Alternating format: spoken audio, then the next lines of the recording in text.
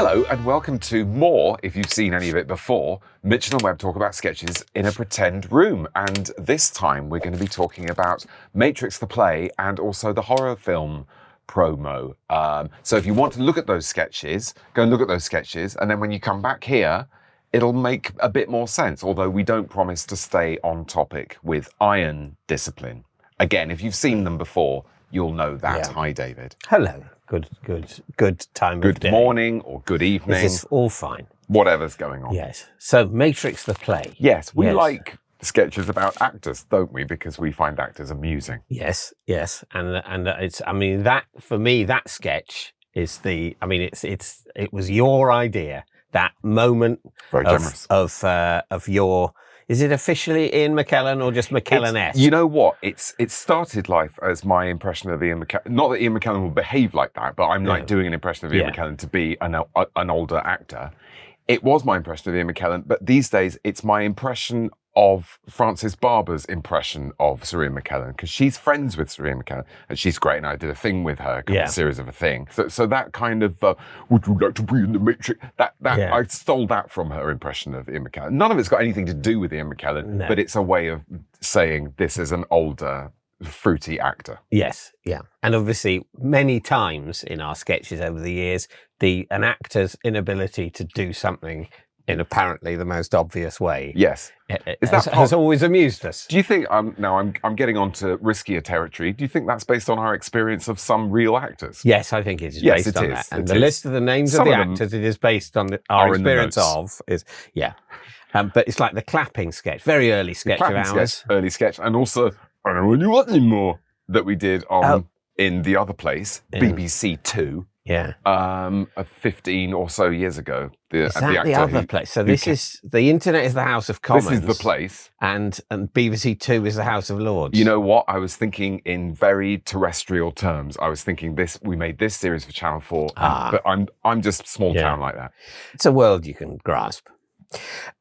So again, though, I think in Matrix the play, we are again banging on about the culture's eating of its own children. Yes. If that's an appropriate way of describing a remake. You're not allowed to make new things, you only have to do reboots of old things. Yes, exactly. We complain about that Through the Veil of Fiction. Yeah. In comic ways. Despite neither of us have written a new play. No, or a new sketch, it turns out, because, like I say, we're just harking back to, we think actors are funny. It's a thing that clever people used to say, and they probably still do, because clever people have never changed the fucking record. All the clever people I ever knew are all dead. They used to say, there are no new stories, didn't they? They did, didn't they? And it feels one like of the things that producers have really taken a note. I go, oh, right, fine. So what are they? So, Spider-Man, Superman, Batman, that's 3 of them, and there are 4 more. One's got to be Hamlet. Yeah. Or Hamnet. Now they're making a Hamlet, and they're just, changing random letters, apparently. I haven't seen Hamnet. Apparently, I haven't. I've seen mixed reviews. Have you? Yes. I've seen entirely positive reviews. I've seen very positive reviews, but there's someone I respect who said, oh my goodness me, no. Yeah, so that gave me the excuse not to have to go and see Hamnet, which does look like it's quite hard going. I'll probably see it one Boxing Day. I had to read the book for a thing, and because we've met Maggie O'Farrell, we know her slightly.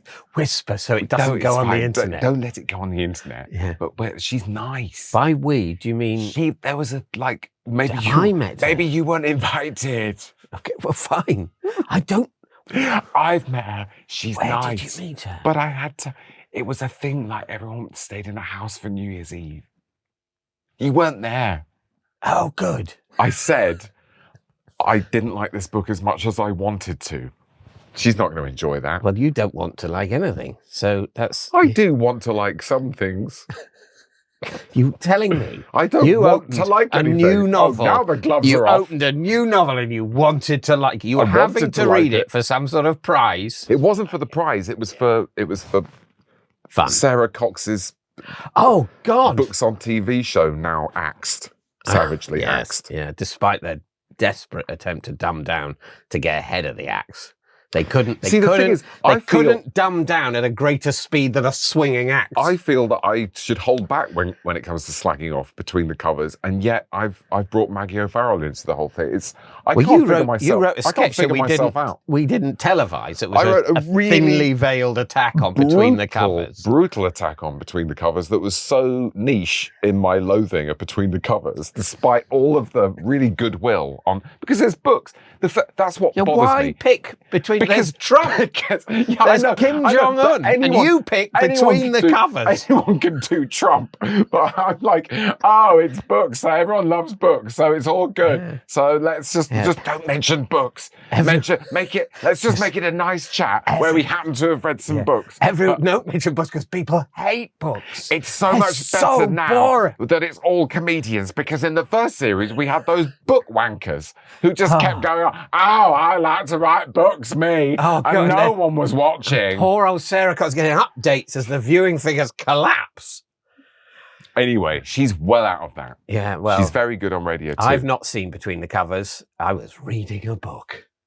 We should discuss I want to say, though... Promo, okay. I haven't read or seen Hamnet, and now there's a film, I'll probably see the film at some point. It'll be on after Shrek 3 one Christmas. Bit short on laughs. And I won't then read the book because I'll know what happens. And as discussed in a previous one of these, I think it's important not to know what happens in a story if you're going to enjoy it. For sure.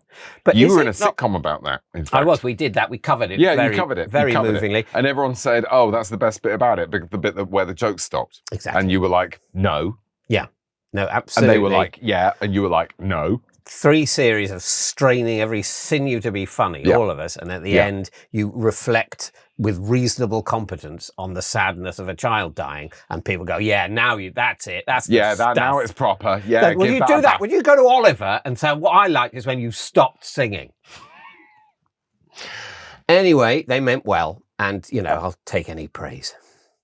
I think you did that bit really well. Thank you. Before I realised you were joking, I actually enjoyed that as praise. Well, God bless you. Yeah. And I meant that too. Yeah.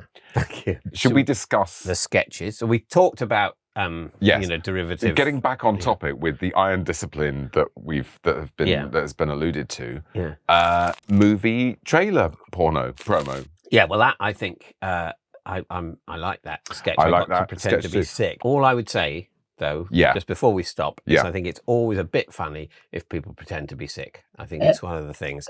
People would say falling over is funny. People would say farts are funny. I would accept that. But also, I think underrated is people being sick. Yes. If they do it too realistically, it can make one feel a bit sick. Not too realistically, no. Yes. So you have to be a bit careful. But yes, it's got to be done with class. But it can be funny, although some people have a phobia of it. But then some people have a phobia of everything. Oh, you can't legislate for these people. Yeah, absolutely. Do you know what I'm allergic to? Being asked if I'm allergic to anything. Is that possible? That's the next thing, isn't it? That'll be the next thing. Do a sketch on that. Someone says, any allergies? Straight, anaphylactic shock. Straight away. We'd have to do it in post. Thank you for watching this bit. Thank you for watching this bit. Call to action. Drop a comment. We want to hear from you. I'm just referring to one person we want to hear from. You know who you are. And everyone else, if you suspect we don't want to hear from you, you're right in that suspicion.